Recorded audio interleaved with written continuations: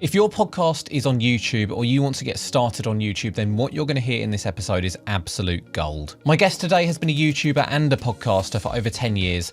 Dusty Porter is closing in on 400,000 YouTube subscribers and hosts the popular YouTube podcast, YouTube Creators Hub. Podcasting and YouTube are very different beasts though, and we're going to dive in to the nuances that will help you to grow your podcast on YouTube. In this episode, we cover how Dusty grew his podcast to tens of thousands of downloads per episode, how Dusty escaped from a period of podfading early in his journey, the nuances of growing your podcast on YouTube versus the podcast platforms, insights into what's coming soon to YouTube for podcasters, and so much more. This is a fantastic opportunity to learn from a podcasting veteran and a YouTube expert. Hi Dusty, thank you for joining me on Podcasting Amplified. How are you doing? I am doing wonderful. We finally are making this happen. I had some stuff kind of pop up, but you were so kind to reschedule a couple of times, and here we are.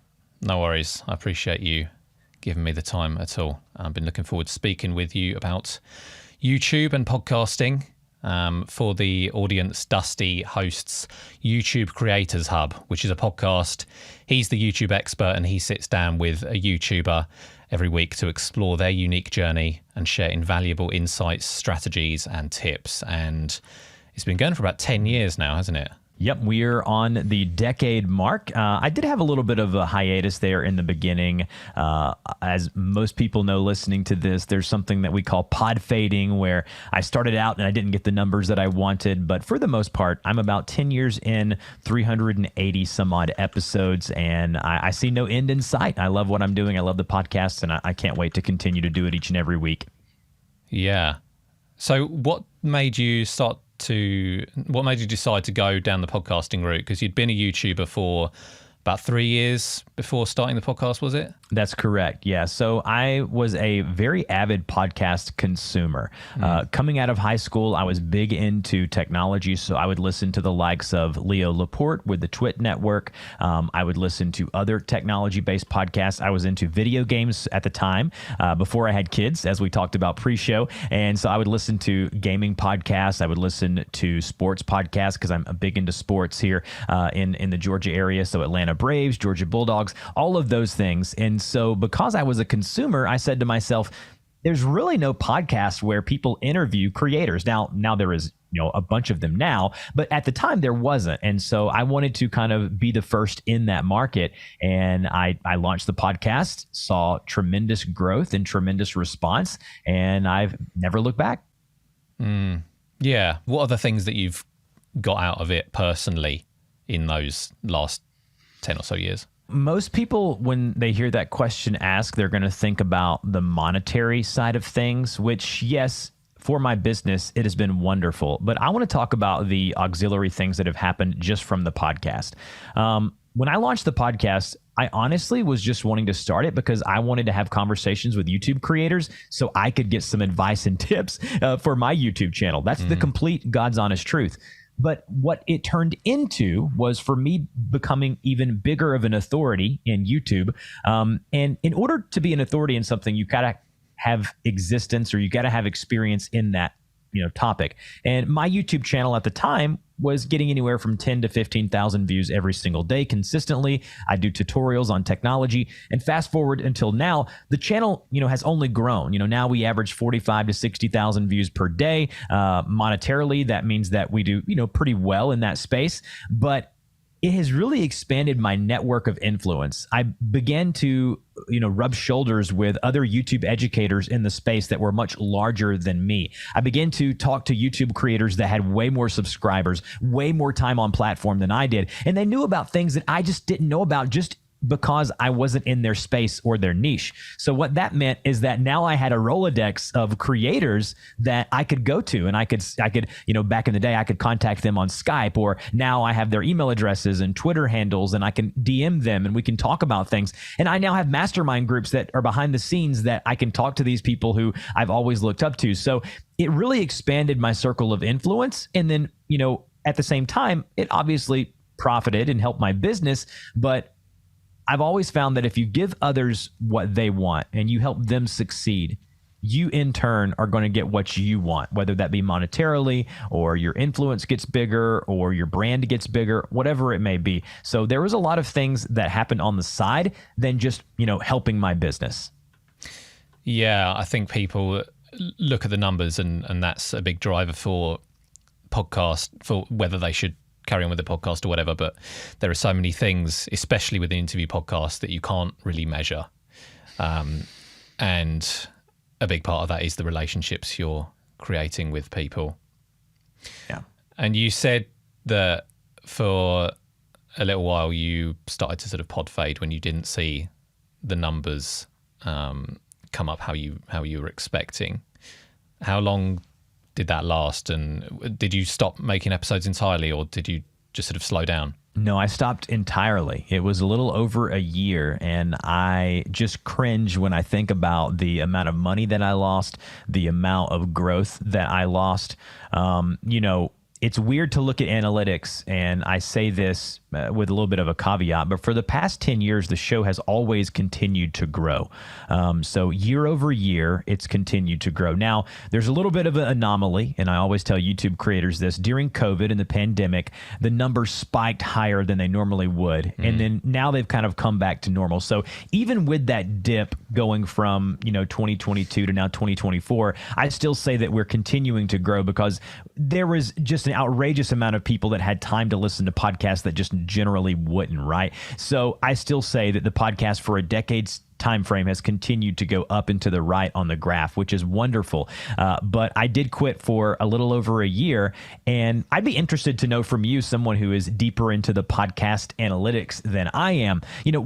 I would be curious to know what the average downloads are for a podcast nowadays, kind of in 2024. But for me, I'm extremely proud of what we've done, but I completely regret doing the whole pod fading thing. And at the time, it was only my mother and my grandmother who listened to the show. Maybe my wife downloaded it a couple of times, but I'm thankful to know that now we have a much larger audience.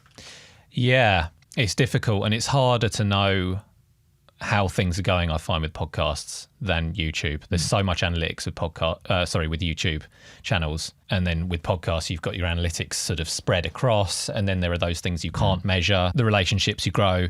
And yeah, I think a download is more powerful than a YouTube, a video view. So someone who's used to seeing thousands of views on a YouTube video, if they're only seeing 100 downloads on a podcast episode, that doesn't mean it's doing worse, because people are spending a lot more time with you with the podcast episode normally than if they jump on a YouTube video, watch 2 minutes and leave. I didn't have the numbers off the top of my head, but I'm just having a look on the podcasthost.com because they always have an up-to-date downloads statistics thing. And it's something like, if you get more than 5,000 downloads on an episode within 7 days of its release, you're in the top 1% of podcasts. So I'm presuming yours is in and around. In a 7-day period, Libsyn is the audio host that I use, and they provide me, over the years, their statistics and analytics backend has gotten better, but on a 7-day period from upload, I'm getting anywhere from 7 to 9,000 downloads.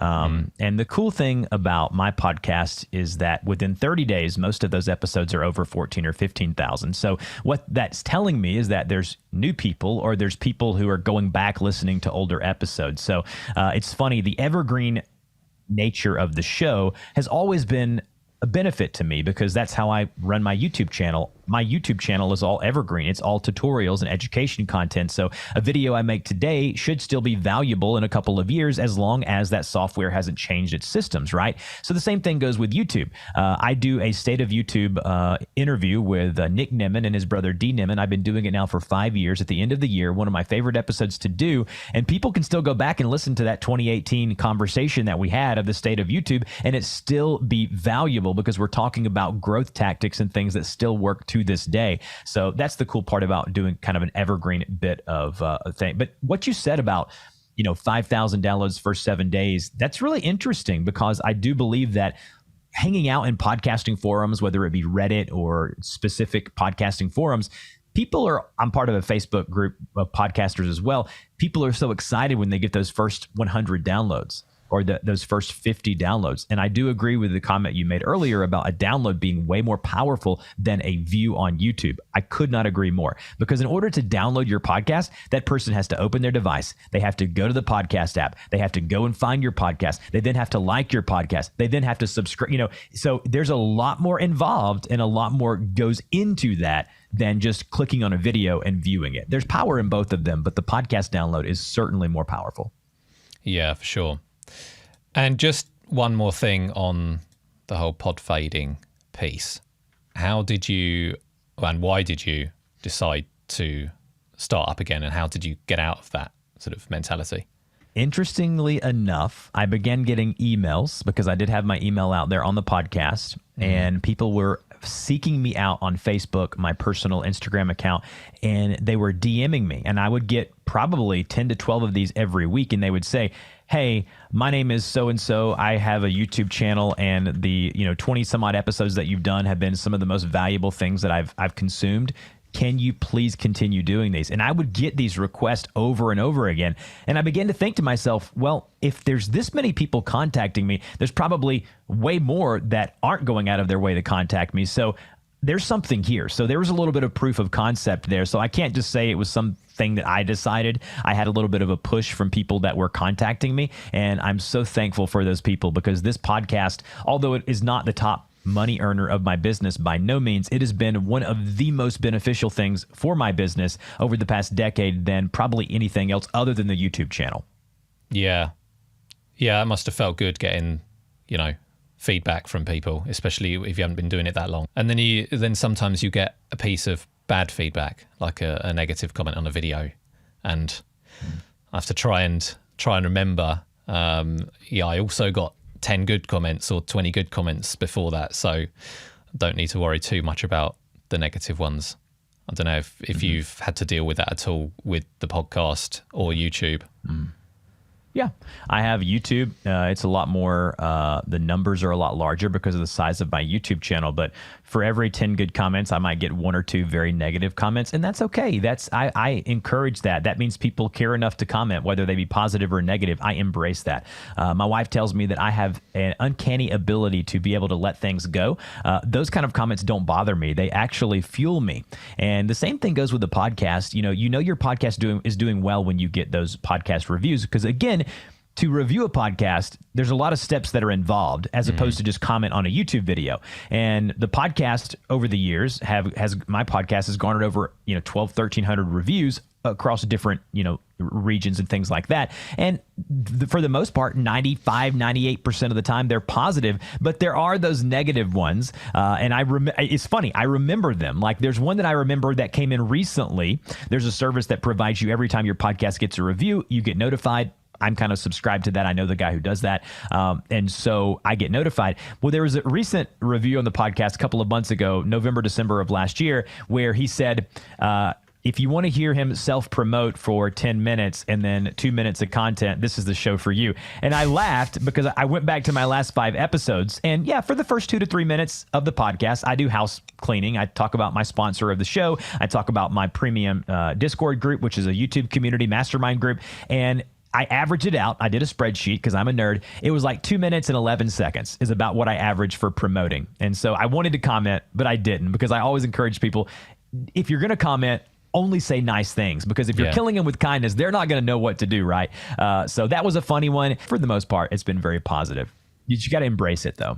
Yeah. Some of them are definitely positive, and you can make use of that feedback. Like I've had feedback before, like reduce the volume of the music. And once you get 2 or 3 that are saying exactly the same thing, you know that there's probably a lot more people thinking the same thing, and it might be worth reviewing that. What I found was that I was getting reviews from regions that normally you can go to the Apple Podcast page of your podcast and see the reviews, but like if you're only in the Americas or Canada or Mexico or whatever, you're not going to see the ones that come in from India or other places that people are listening to your show. And I have a lot of listeners from different countries and regions, and this service kind of fed me. And a disclaimer, by the way, the guy contacted me, so it is a paid service. I'm not paying for it.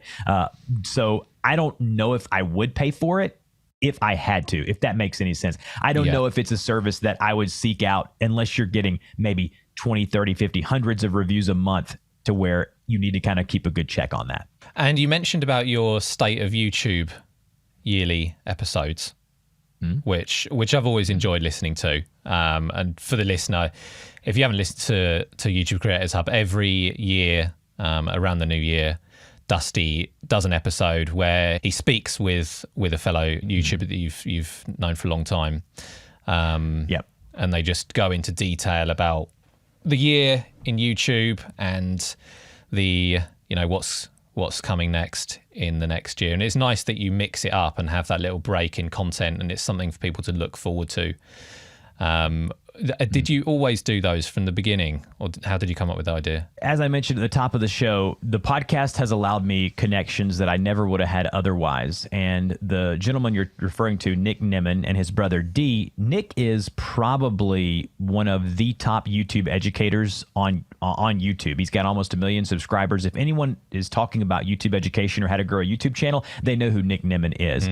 You'll hear the names like Nick Nimmin or Daryl Eves or Tim Smoyer, the people who are at the top of that. Roberto Blake, who, by the way, is a friend of mine as well through the podcast. All these connections were made because of the podcast. So me and Roberto, who lives here locally close to me in Atlanta, we'll do kind of like a mid-year review where I'll interview him and we'll talk for an hour about what's going on with YouTube. So you can kind of expect those breaks, every 6 months or so, where I talk to a very, very high top tier performing YouTube educator. And it's just another thing, kind of product of the podcast, that not only now am I the authority on YouTube, but I kind of bring these people together, these talking heads who are so valuable to YouTubers, and I bring them all into one place. And I've done it for about 5 or 6 years now. And I just came up with the idea when I interviewed Nick the first time, and I said, hey, let's do this every single year and let's call it the State of YouTube. And he was so gracious with his time and said, let's do it. I love it. And we've been doing it ever since. Yeah, it's great.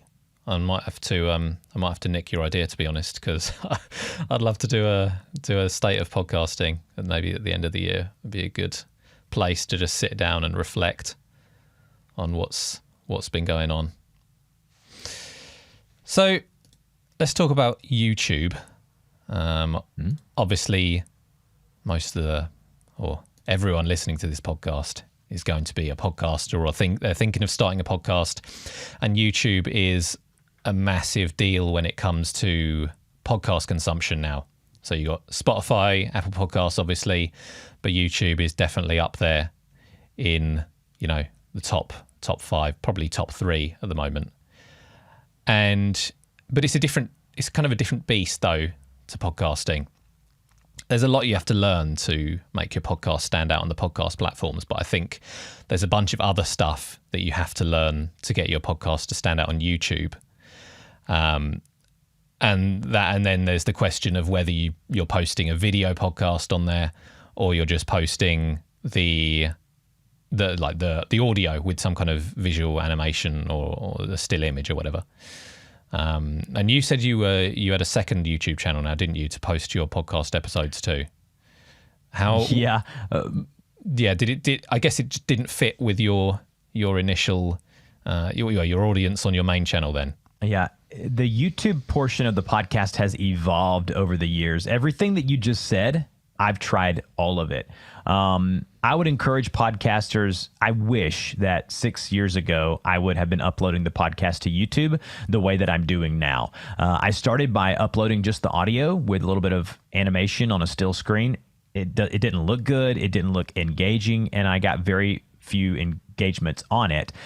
Now, just so you know what I do, I post my Zoom call, which is what we're doing right now. And I post that conversation as a long form interview on my YouTube channel, which, by the way, the YouTube channel is a new YouTube channel. It's not very big right now, but I would encourage any podcasters to get into YouTube, because YouTube's podcasting platform as a whole has improved so much over the past year.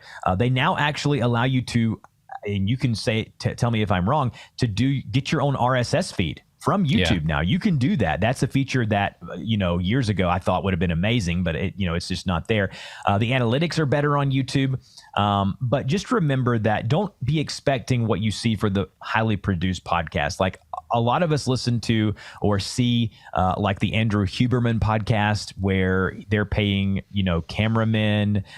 They have a rented out studio space. I do believe if I had that in-person setting, I could grow the YouTube channel for the podcast a lot quicker. But I would encourage you that the feedback that I've gotten around the YouTube channel for the podcast has been tremendous. And even if it's just a few extra hundred people discovering me, I found that a lot of those people will find me on YouTube and they're also podcast listeners, and they'll go to their podcast app and say, oh, I never knew you had a podcast, and they'll find me over there. So there's a good bit of cross-pollination there between the two, being the podcast and the YouTube channel. But YouTube is so different. It's such a different beast than podcasting. But honestly, long-form consumption on YouTube, in my opinion, is only going to get bigger because people are consuming their content on YouTube kind of like podcast back in the day.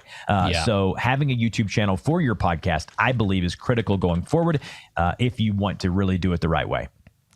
Yes. And then you have the video as well, so you can do other things with it. Like you say, there's kind of 3 different levels that you can do and that we do for our clients as well. You've got your basic audio only with the audiogram or the still image, and it's kind of almost pointless because, like you say, it's really hard to get engagement when it's just a still image on YouTube for a long form piece. It might still be better than nothing if you can set it up. Like I know there are some platforms like Headliner where you can set that up to do it automatically. And then it's there for people who just listen to YouTube with their phone in their pocket or whatever. But then it doesn't take a huge amount more effort to do those Zoom interviews. Just record the call that you're already having, stick a frame around it and slap it on. And then above that, you've got the whole multicam setup, which takes a fair bit more work. But I think there are certain things that I've found that I've spoken to my clients about things that you have to do on YouTube that you wouldn't normally think of when as a podcaster. Because thumbnails aren't really, for individual episodes, they aren't really as big of a deal for podcasting, audio only. And then titles as well, you got to think about because it's a search engine. So do you do thumbnails like you would on your educational, your tech content on your YouTube episodes? It's different now. I use a service called Canva, and they have some really cool podcasting templates that I recommend. I have some clients that I help with their podcast as well through the show, and I recommend it blows their mind when they go to Canva and see the templates. They're like, "Oh, this is so easy. This is great," And so I use Canva for those thumbnails. But what you said about the titles on YouTube is very much true because you got to think of your titles differently. Currently, I still use the same titles I use for my podcast episodes on YouTube, but I'm actually in the process of changing that because what YouTube picks up is the dramatic or the borderline clickbait, right? Whereas for your podcast, people are going and searching for YouTube. They find my podcast, or for you, right? They're searching for podcasting on, a podcast about podcasting, and they find you.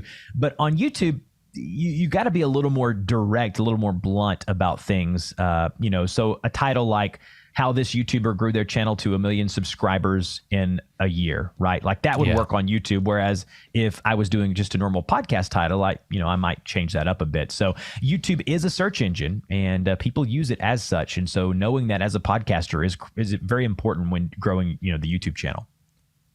Yeah. Yeah, I'm just looking at the channel now, actually. I'll leave a link in the show notes. It's youtube.com/@YouTube Creators Hub Podcast. And it just gives you an idea of, the titles and the thumbnails that you can use to get more click-throughs on YouTube. I can see, it's obviously quite simple for you to put together. You just have to sort of change the title in your Canva template, but just having that nice big clear image that stands out as opposed to just a screenshot from the interview, right? Can make there's a lot of things that difference. There's a lot of things that I'm learning too about like linking from the podcast episode back to the podcast. I'm breaking it down, for the long form into YouTube shorts. Some have done well, some have not. YouTube, I really wish there were ways to link from the shorts to different things, but there's not currently. There's kind of that one link that you can use, but they're working on things. They're improving things. And I certainly wouldn't use my YouTube channel for the podcast as kind of the holy grail yet. I do believe if you come back to me in a year, I do believe it's going to be growing much quicker because I'm learning so many things.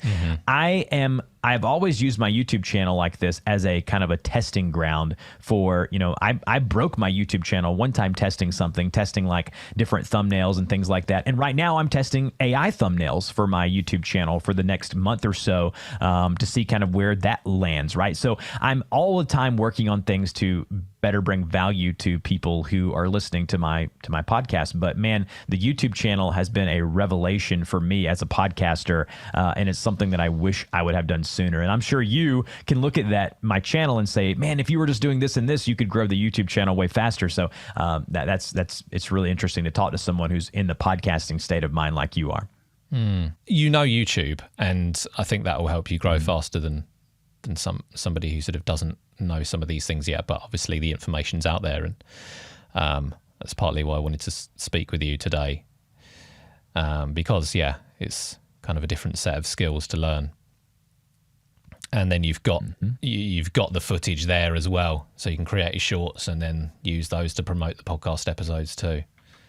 How are you finding using shorts? I find it very hit and miss. Like it's really hard to get one to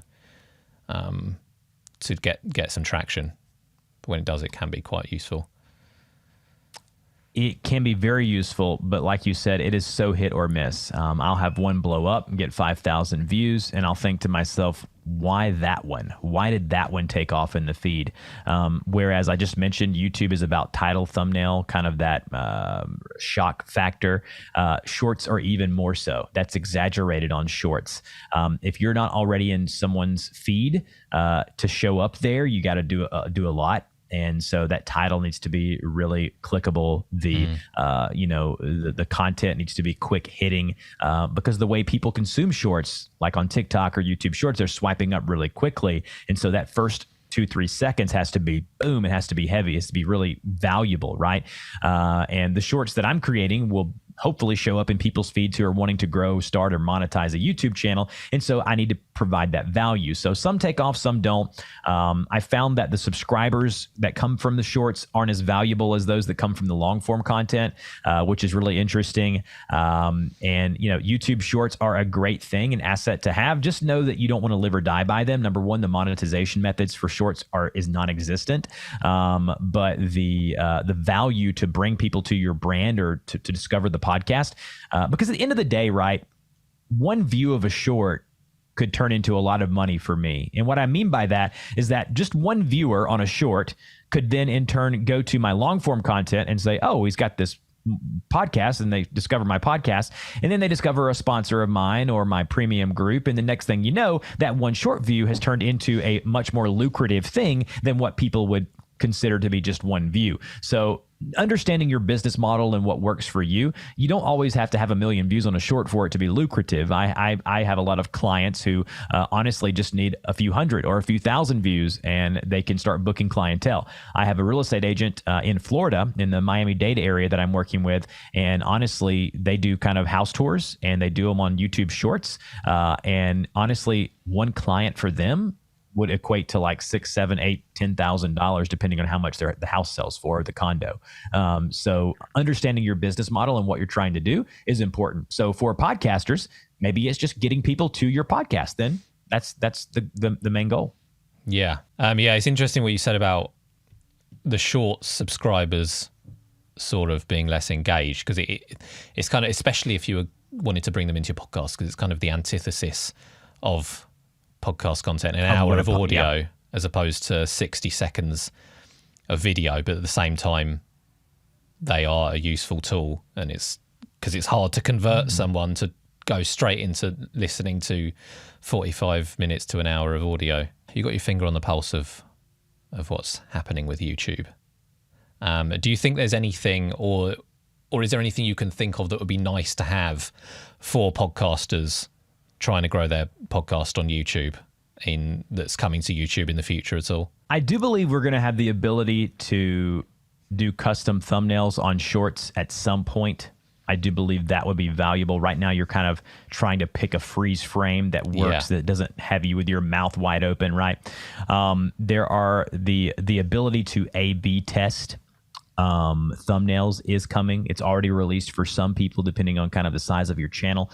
So if you're A/B testing thumbnails for your podcast, I believe that's going to be a great way. That way you can see, do people like to see the guest image here? Do they like the text to be bigger? What color schemes are working? And you can A/B test some slight changes in your thumbnail, and to see what kind of traction you're getting. Because on YouTube, retention is key. So especially for long form podcasts, like, it's funny, I only get a few hundred views per episode on my YouTube channel right now, some lower, some more, but the average view duration for the people that are clicking is astronomically high. I mean, it's 20 some odd minutes, which means that when people are clicking, they're staying, which is what YouTube wants to see. And so that's coming down the pipeline. And then something else we talked about at the State of YouTube podcast this year was the ability to have YouTube translate or transpose your video or transcribe it into different languages, where you can basically upload a video once and then have a transcription in a different language. So for podcasters who have a broad audience, you are now bringing in a wider net, because you can now capture people that are not English speakers, in my case, for my podcast. So those are just three things.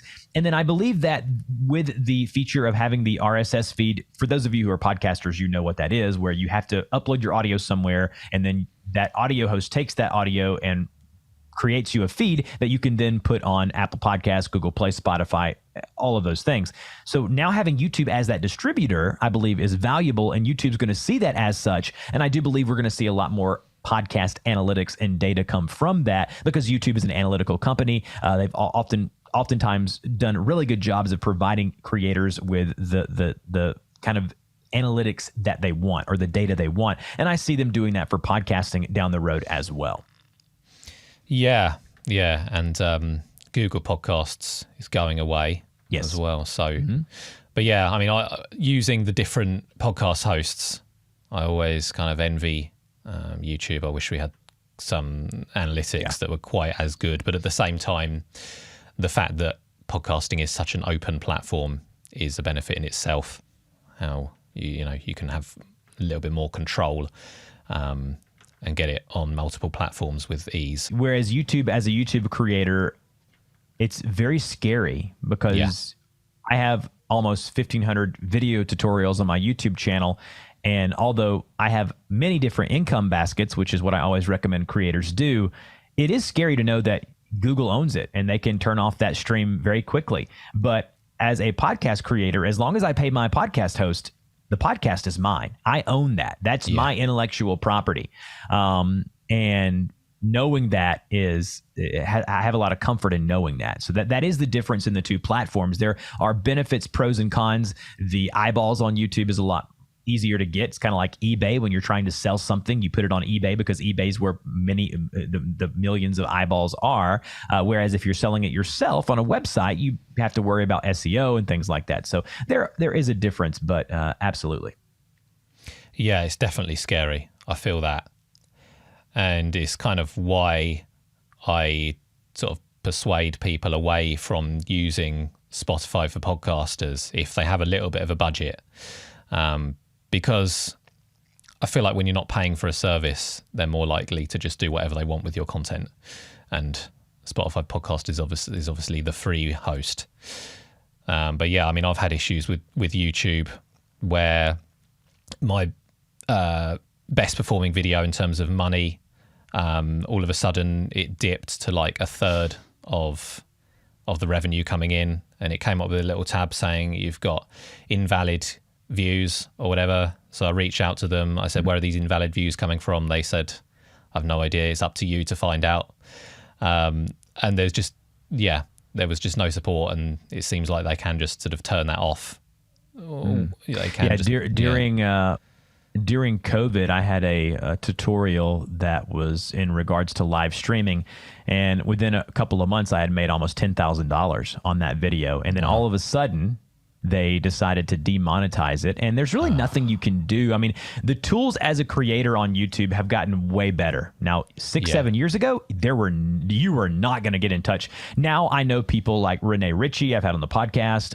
He's the main guy for creators over at YouTube right now.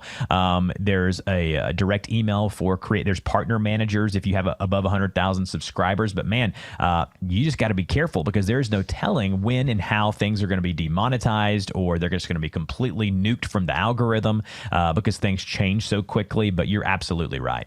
And what you said about multiple income streams, that definitely applies to podcasters as well.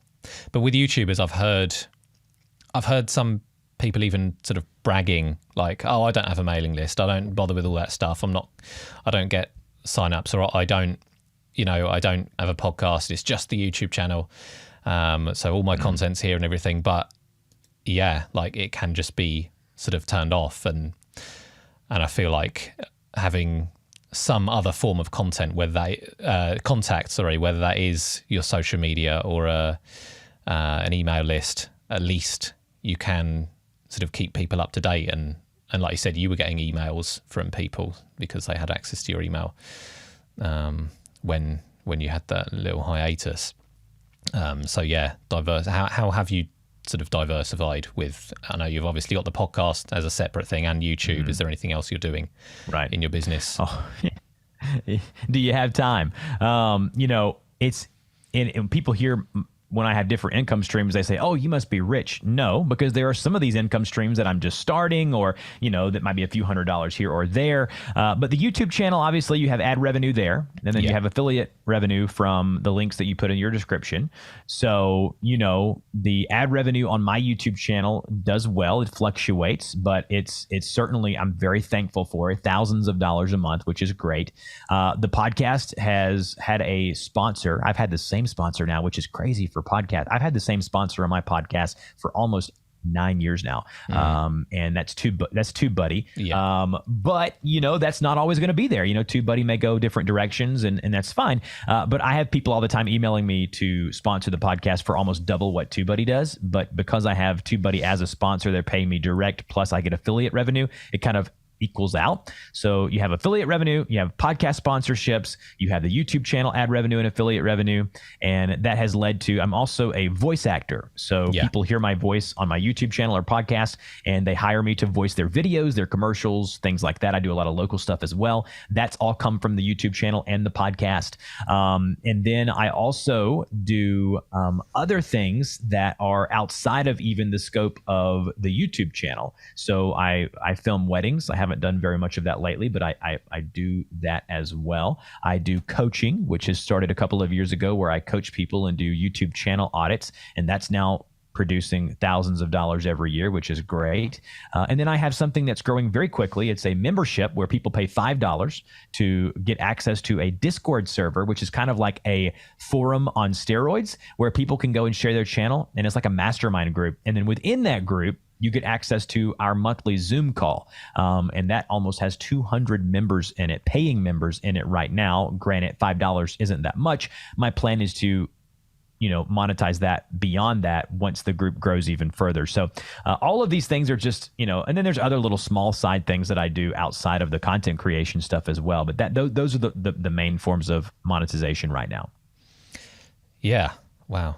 A lot of different options there for people, because a lot of those are going to apply to podcasters as well.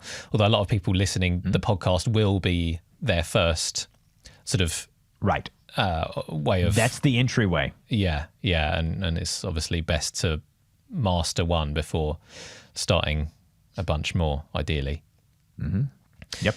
And segueing into, as you mentioned, the voice acting, your audio is sounding particularly nice in my earphones. What kind of setup do you use? How do you get such a high quality recording? So I've spent a lot of time and money to make sure that I knew that for my YouTube channel early on, The video portion of it, most of the time, is just screencasting or myself on camera showing people how to do something.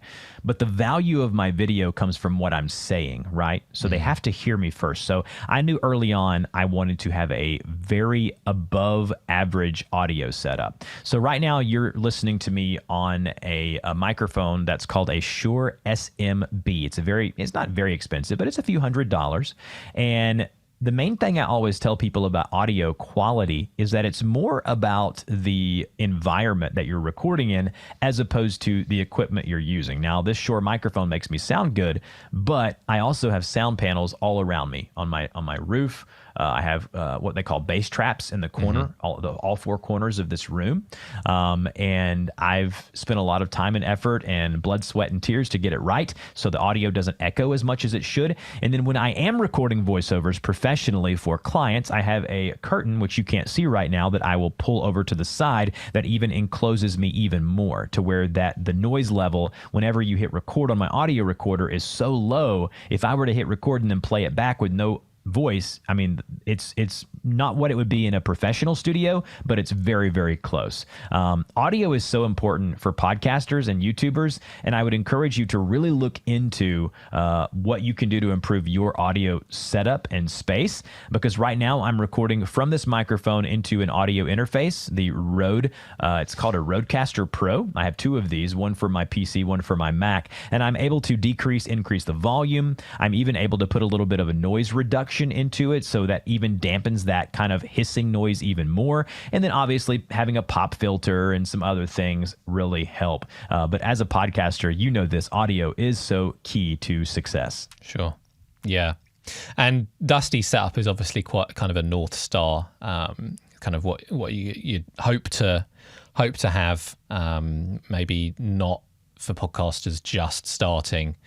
Unless you have plenty of money to invest, but yeah, just starting with a great mic, or starting with one thing, starting by getting a good dynamic microphone, and or finding a room that's ideal for your podcast, like you say. You've used curtains, so it doesn't always have to be expensive acoustic panels. If people can record somewhere with soft furnishings, then that's going to help reduce those echoes. I started the podcast with a Blue Yeti microphone, which at the time I got on sale for $70, and I recorded the podcast in my closet. So I would go in my closet, I would sit down in a chair, I would hold the microphone, and I would record the podcast to my laptop, and that was the only way I could get good audio, because at the time, my daughter at the time, oldest daughter, was using where my office is now, and we were in a much smaller house when my wife and I first got married. So use what you have. I mean, that's what I tell people on YouTube. You've got these iPhones that are so powerful now. Use what you have and go from there. It doesn't have to be what mine or what yours is now. It can be something small, and find and utilize what you have, and just do all the smart things. Like, don't record audio in a room that has hardwood floor. Make sure it has carpet, or make sure you're in a very small enclosed place. Simple things, very inexpensive things. The barrier to entry now is less than it's ever been. Yeah, and I think a lot of podcasters already have the Blue Yeti. That's what a lot of podcasters start with, but it is very sensitive. It picks up a lot of the room sound. So it does. Doing something, cheap or free, like going into a closet or getting some curtains up, or just having the mic closer, which is obviously something really easy and free you can do to reduce the reverb as well. So I was on your podcast a few years ago now, and we talked about audio and things, and I appreciate you inviting me on. You don't just invite huge YouTubers. I think I only had about 1,000 subscribers at the time. What goes into picking your guests? This process has evolved over the years.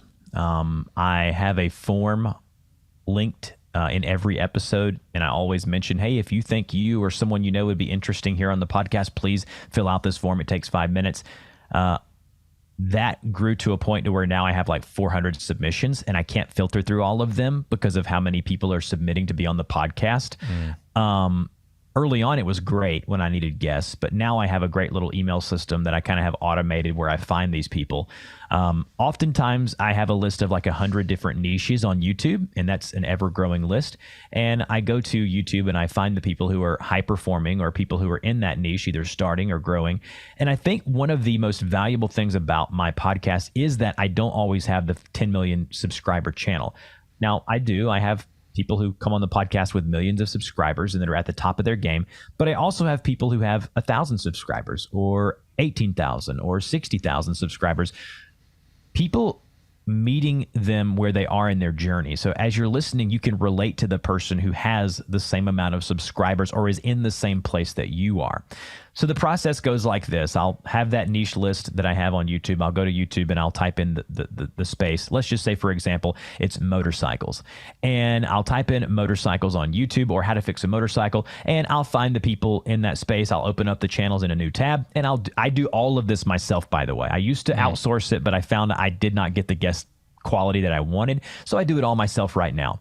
I do have someone who helps me a few hours a week on some kind of admin stuff, but not what I'm telling you now. And I'll open that up in a new tab and I'll watch some of their videos. I'll look what they have outside of YouTube, and I will either find their email address through YouTube or I'll find them on X or Twitter or Facebook, and I'll DM them and I'll say, hey, I have a template email. I don't type it every time. I customize it with their name.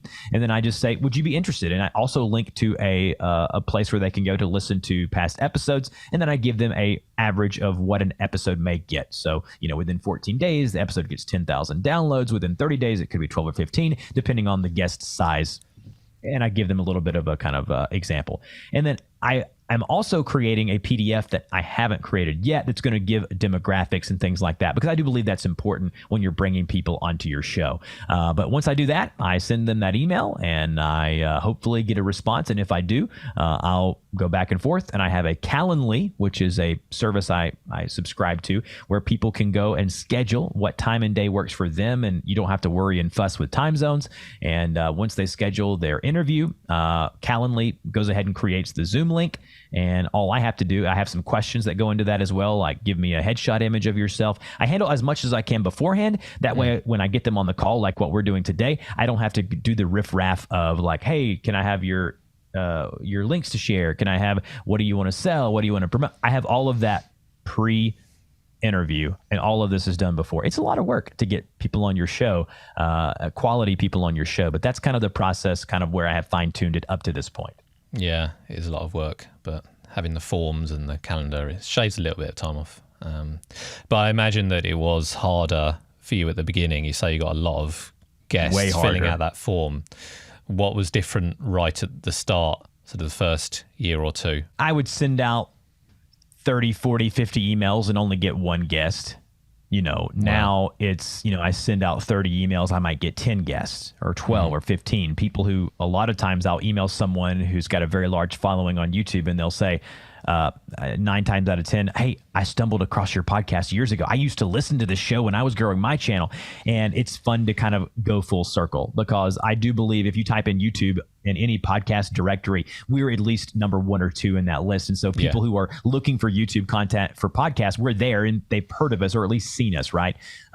So early on, it was so much harder to get guests on the podcast and filtering through the garbage per se. Early on, I would record interviews. I've had interviews I've recorded that I've never aired because of how bad they were. I've had to can hours and hours of work because the interview was just really bad. Let's just say me and you did this interview, and when me and you hung up, you said Dusty was crap. He was a crap guest. You would just scrap that, right? And I did that many times because the guest was so bad. You never know. You think you know when you screen them and do the research, but I've had to scrap some in the past. So early on, the process was very hard to get people on. I even paid services to try to provide me guests. I used to have a lady to go through and kind of scrape email addresses from YouTube and send them to me and then link their channel to where I could go and not do all the legwork. But man, it was much harder earlier on. Yeah, I don't know if you can share anything, but without naming any names, can you give an example of like a terrible experience you've had with a podcast interview? Just quickly, I'll say, we would get on the call and I would ask them questions and they wouldn't elaborate. They wouldn't give me a story. It would just be like, hey, tell me the origin story of your YouTube channel. And then they would say, oh, well, I thought about it one day and I, hit upload on my first video and it took off and that was great. And then they would stop the statement there. There would be no value, which is really important in the pre-interview process or screening, that you let these people know I am here to provide value for people who are looking to start, grow, or monetize their YouTube channel somewhere in that journey. Yeah. And your job as the guest is to help me do that. Right. And I would just get on these calls and these people would stammer around. They would have noise in the background. I've canned like 7 or 8 episodes because their audio quality was just terrible. They'd talk way away from the microphone, or this one lady I had on, she had like a terrible allergies or a terrible cold, and all I could hear was her sniffing the whole time. And I said, forget that. So there's things that I've canceled a show for. I'm probably a little bit more of a stickler than some people, but I have released episodes that I've not been happy with. I probably should have canned a few more than I have. Yeah. Well, I'm blessed to be speaking with podcasters, so haven't had to deal with any issues like that, especially audio wise. And then just finishing up, have you got any plans for the rest of the year? We just started 2024, or is it sort of, if it ain't broke, don't fix it at this stage? As fast as AI and different technologies are moving, I don't think you can rest on your laurels like you used to. There was a time during the COVID when the pandemic hit that I stopped uploading videos because I was making so much money. I had no reason to. I would look at my YouTube revenue and I'd be like, oh, I'm making a whole bunch of money today. Why would I upload a new video? My mentality this year is get back on the grind. Consistency. Upload a video, a tutorial every day. Upload a podcast every Friday, 6 a.m. Make sure you have 3 or 4 interviews in the hopper. Make sure you have 7 or 8 people you're talking to at all times to come on the podcast. This year is going to be a year of, hey, listen, I know what works on this thing, but if I'm left behind, it's only my own fault. So making sure I'm up to date on all the AI technology, make sure I'm up to date on all the things that are changing within the podcasting space, because just because I'm the top YouTube podcast right now doesn't mean I'm always going to be. And forever having that hunger and desire to grow and to get better. I want to get better. I want the YouTube channel that I'm launching to get better. I want to have my shorts grow my YouTube channel for my podcast. I want to be able to monetize that YouTube channel, which right now is not monetized. I need a lot more watch hours. I need a lot more watch time. So it's kind of fun starting from scratch, knowing kind of where I could go in the destination. And then my end goal is to live stream over on that YouTube channel and to do channel reviews live and to do some things over there that I think could be really beneficial for YouTube creators and host it all in a different place, thus creating more income streams for the business and what we're doing. Brilliant. Yeah. Can't get complacent. Thanks, Dusty, again for coming on. I think that's going to be really helpful for anyone growing their podcast on YouTube or uploading their podcast on YouTube, which should be pretty much any podcaster at the moment if you have the bandwidth for it. So I really appreciate your insight and giving your time up for us. Yeah.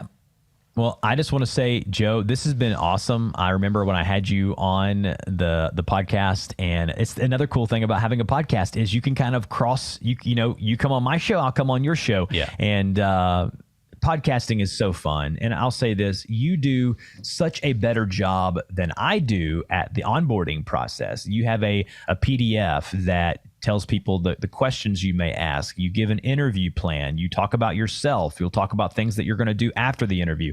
That's something that I want to work on, and I'm actually in the process of working on right now. And so I'm so honored to be here on the Podcasting Amplified show and to be interviewed by you. And I hope someone got at least one bit of nugget or value from this interview that we did today. Well, thanks. That makes me feel good because I definitely got some inspiration from your podcast over the years. So thanks again, Dusty. Thank you. Thanks for listening to Podcasting Amplified. If you enjoyed today's episode, don't forget to follow or subscribe on your favourite podcast platform. We'll be back next time with another conversation offering more insights to take your podcast to the next level and help you to achieve success. Happy podcasting.